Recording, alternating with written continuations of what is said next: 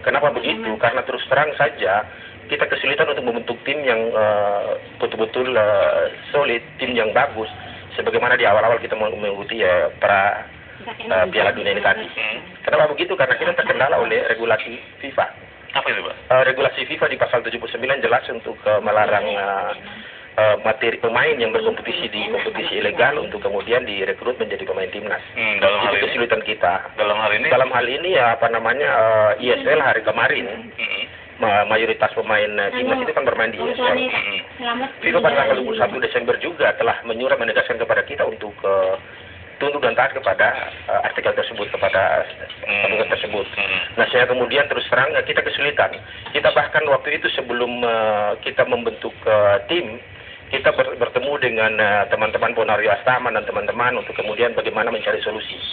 Mereka meminta kita untuk kemudian meminta izin kepada FIFA agar diperbolehkan. Karena dalam statuta tersebut juga bisa dilakukan apabila ada izin dari FIFA. Dan ternyata kemudian Pak Ketua Umum, Pak Wakil Ketua Umum ketemu langsung dengan Sepp Blatter di Jepang waktu itu, datang sendiri menemui FIFA, dan FIFA kemudian dengan tegas melarang bahwa mereka yang berkompetisi di kompetisi ilegal tidak boleh dimainkan dalam timnas. Itu kondisi yang terjadi. Baik, sampai dengan hari ini surat dari FIFA tersebut pada tanggal 21 Desember belum pernah dicabut atau di. Tim senior kita, timnas senior nasional Indonesia ini berapa persen yang ada di ISL dan berapa persen yang ada di IPL sebetulnya? Oh, cukup banyak ya, hampir kalau saya mau lihat ada di ISL. Itu kesulitan kita. Oke. Tapi bukannya dari FIFA ada peraturan di mana bahwa pemain-pemain terbaik lah harusnya yang berlaga di harusnya demikian. Kita sejak awal berharap bahwa dia bermain di klub manapun dia punya hak untuk membela timnas. Itu harapan kita semua di PSSI. Nah, namun kita diingatkan dengan pasal 79 statuta FIFA tersebut kan.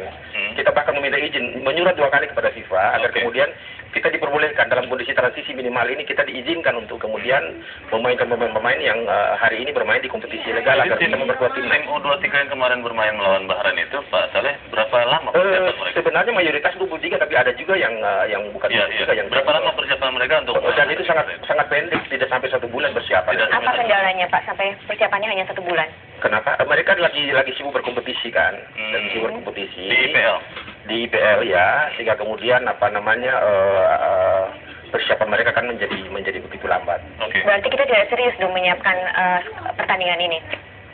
Saya kira juga harus kita akui bahwa kita lemah di sana dalam koordinasi.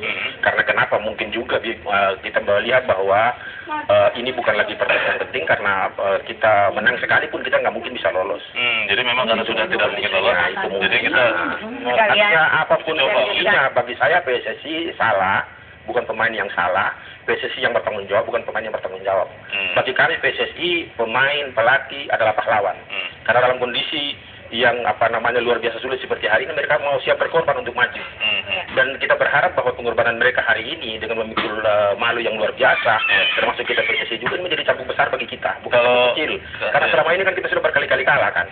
Sudah sering kalah kita, tapi ini kekalahan yang paling besar. Kekalahan yang besar dan membuat cambuk bagi kita untuk kemudian berbenah lebih bagus lagi untuk maju ke depan.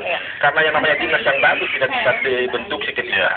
Timnas yang bagus itu dibentuk dalam waktu yang panjang lama dengan pembinaan berjenjang, yang kompetitif, yang sehat dalam kompetisi yang benar-benar bagus. Kalau Mas Tommy sendiri melihat, benarkah ketentuan FIFA itu memang harus dituruti? Maksudnya tidak ada kemungkinan untuk berkelit atau kita memutuskan tim kita sendiri berdasarkan dari ininya kita?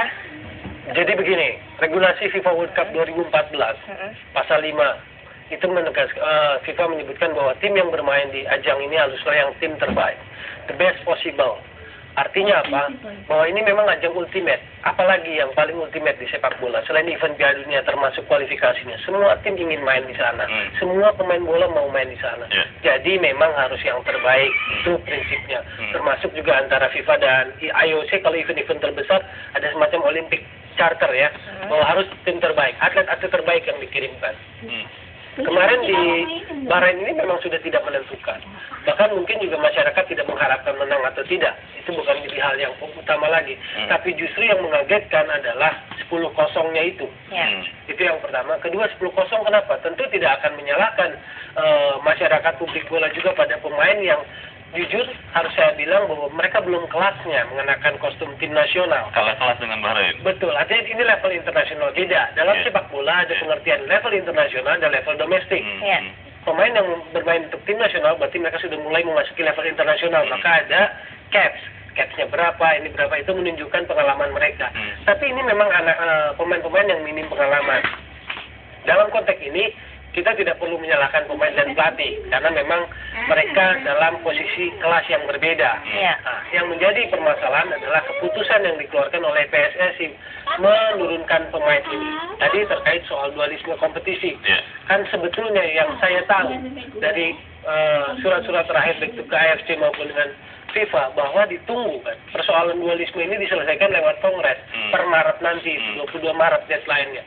Jadi sepanjang itu sebetulnya ada ruang untuk tetap menggunakan pemain-pemain terbaik yang ada, yang kita punya yang bermain atau berkompetisi di ESL yang kemudian tidak dimainkan kan di sini. Tapi FIFA kan mengatakan tidak kalau andai saya katakan, saya tegaskan, kalau ada surat FIFA atau AFC yang mengatakan bahwa pemain ESL itu boleh direkrut untuk menjadi pemain timnas, hari ini saya mundur dari PSSI. Saya mundur. Kenapa? Karena kenapa? Tidak ada surat itu. Tidak benar kan? Karena tidak pernah ada surat seperti itu. Bahwa ada berita-berita, itu berita-berita media yang tidak bisa dipertanggungjawabkan. Ada bahwa ini nanti tunggu tanggal 22 Maret. Tunggu sampai semua clear. Tidak seperti itu. Kita berkali-kali berkoordinasi dengan FIFA, meminta dengan sangat ya kan. Karena terus terang pemain-pemain kita sadar bahwa mayoritas pemain-pemain nasional kita ada di itu yang terjadi kan. Saya kira meminta dengan sangat agar mereka diperbolehkan karena ini transisi. Bukan hanya per surat tapi juga kita datang sendiri ke FIFA untuk melakukan itu. Tapi dengan tegas mereka menyatakan bahwa itu tidak bisa karena itu melanggar. Tidak ada keinginan yang saya tahu dari komunikasi dengan klub-klub yang memiliki pemain nasional untuk meminta pemain-pemain itu untuk tampil juga. Tidak ada, betul. Dan ini ada juga secara dalam konteks sepak bola yang lebih internasional, kita tidak menghargai respect pada fair play dan respect. Qatar bukan hanya Bahrain yang berkepentingan dengan pertandingan ini, Qatar pun berkepentingan. Coba Anda bayangkan kalau Qatar tetap dalam posisi tertinggal 2-1 di Teheran. Ini akan jadi sebuah skandal besar. Bahkan tanpa itu pun ketika Qatar 22 pun, saya bicara dalam konteks sepak bola. Ketika Qatar 22 dan dia lolos ke putaran keempat, itu FIFA kan tetap melakukan ada dugaan. Kenapa? Karena hasil yang aneh, tidak lazim. Lalu hasil yang tidak lazim itu sesuai angkanya seperti yang diharapkan oleh Bahrain. Lalu kenapa juga? Karena kita atau FIFA itu perlu menjaga sebuah kepercayaan dari sebuah pertandingan sepak bola. 10-0 kalau bahasa anak-anak mudanya sekarang hari gini gitu loh. Jadi kemana aja kita belajar sepak bola gitu. Oke, kita dengarkan komentar dari pemirsa juga yang sudah ada. Bapak Sunoto dari Solo. Selamat pagi Pak Sunoto. Selamat pagi Pak Sunoto. Selamat pagi Bapak Ganda. Ya, bagaimana Pak? Ya, pertama saya ingin mengucapkan inna lillahi wa inna ilaihi raji'un kepada Kenapa Pak? saya malu sebagai bangsa ini ya. Kalau sudah modern begini kita masih rantai 10-0 dengan Bahrain. Saya pernah ke Bahrain. Di Bahrain itu untuk cari lapangan sepak bolanya sulit. Tapi di kita Indonesia hampir setiap desa itu ada lapangan. Jadi ini hal yang sangat memalukan dan PSSI harus introspeksi. Dan utama saya sangat menyesalkan apa yang disampaikan Pak Saleh Mukadar bahwa ini apapun hasilnya kita Indonesia tidak akan bisa berlanjut di Piala Dunia.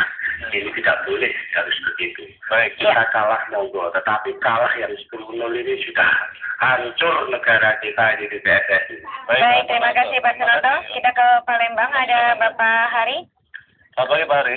Selamat pagi Pak. Ya, bagaimana Anda melihat pertandingan kemarin? Oke, saya cuma 3 komentar saja Mbak. Yang pertama, sebagai anak bangsa, saya merasa malu, sedih, dan kecewa. Itu yang pertama.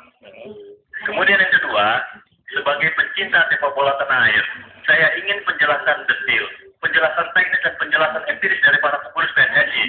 Itu yang kedua. Kemudian yang ketiga, jadikan momen ini sebagai introspeksi semua pihak.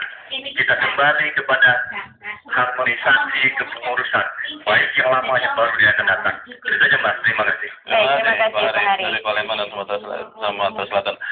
Pak Saleh Mukadar pasti ingin ingin menjawab, tapi harus tahan dulu Pak. Kita akan ikuti jeda berikut ini. Pemirsa tetaplah bersama kami, perbincangan yang kami lanjutkan sesaat lagi.